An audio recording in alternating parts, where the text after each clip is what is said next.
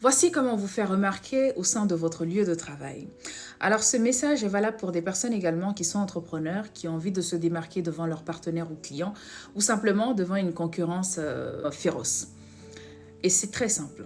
Vous mettez en place ces trois choses, je vous assure que vous allez être totalement différent des autres dans votre lieu de travail. La première des choses, c'est simple de comprendre la loi de l'excellence. Comprendre que les gens vont beau pouvoir ne vous aimer du tout, vous êtes avec un manager ou un patron qui vous déteste profondément. Mais je vous assure que lorsque vous êtes à la hauteur de votre travail et que tout ce qu'on vous demande de faire, vous le faites excellemment bien, on n'aura pas d'autre choix que de vous garder dans cette entreprise. Pourquoi? Parce que vous êtes simplement un vrai plus pour l'entreprise. Donc, il n'est pas facile de se débarrasser des personnes qui font convenablement et excellemment bien les travaux. Quand on vous donne un travail à un niveau 3, essayez de pousser le travail jusqu'à un niveau 5, voire un niveau 6. Pourquoi? Parce que ça va simplement vous rendre irremplaçable.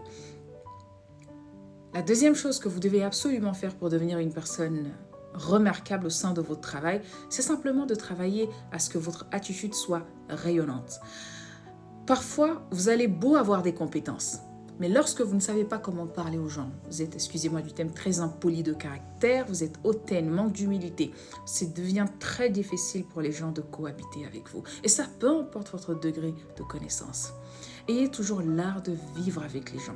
Ayez toujours l'art d'être humble également. Ici, je ne parle pas de modestie. Si vous êtes excellemment bon dans le travail, faites-le savoir en toute humilité, bien sûr. Parce que moi, je dis très souvent que je suis pour l'humilité et pas pour la modestie. La modestie, pour moi, c'est de la fausseté. Enfin bref, c'est un autre débat qu'on fera certainement une prochaine fois. Mais apprenez à être humble dans votre lieu de travail. Ayez, ou du moins cherchez à régler vos problèmes d'attitude. Apprenez à canaliser également vos émotions, c'est très important. Mais lorsque vous êtes le genre de personne qui s'énerve pour tout, qui devient insupportable dans un lieu de travail, peu importe comment vous êtes bon, vous êtes tout de suite remplaçable. On n'a qu'une envie, c'est de se débarrasser de vous. Et ça, peu importe votre compétence.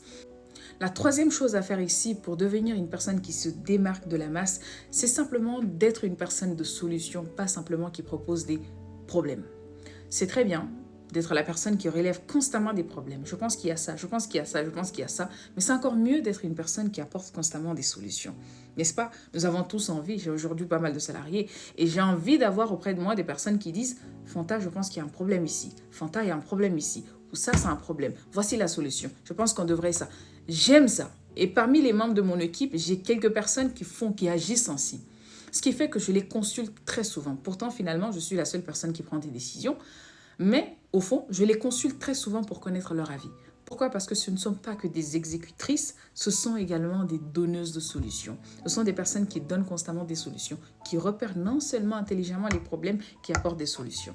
Ces trois attitudes feront en sorte que, et ça, même pas dans le lieu de travail, peu importe là où vous travaillez ou là où vous êtes, vous arrivez à appliquer ces trois principes de vie, vous allez constamment vous démarquer des autres.